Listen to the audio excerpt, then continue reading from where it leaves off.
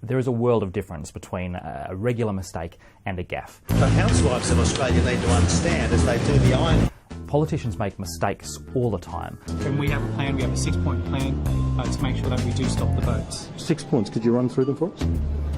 Well, I can run through all the details of the points, but look... They forget names, they forget numbers, they say idiotic things.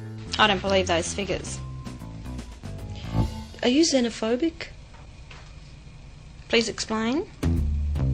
But a gaffe, as opposed to a mistake, actually reveals some type of underlying truth, an underlying truth that the politician didn't actually mean to reveal. The starting point for a first home buyer is to get a good job that pays good money. Joe Hockey went out there and he said that if you want to buy a house in Sydney, then you should get a good job that pays good money. If housing were unaffordable in Sydney, no one would be buying.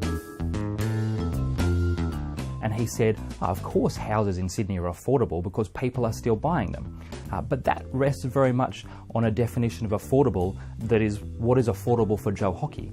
It's as if Joe Hockey thought, I can buy a house, therefore everybody can buy a house. And what that suggests is that Joe Hockey doesn't really have an idea how most people live their lives. He seems to think that people can just go out there, decide they're working in a low-paying job and say, I'm quitting. I'm going to get a good, well-paying job tomorrow. Now, that wouldn't be such a problem for Joe Hockey if it was the first time he'd made a comment like this. But a few months ago, he made that comment about petrol.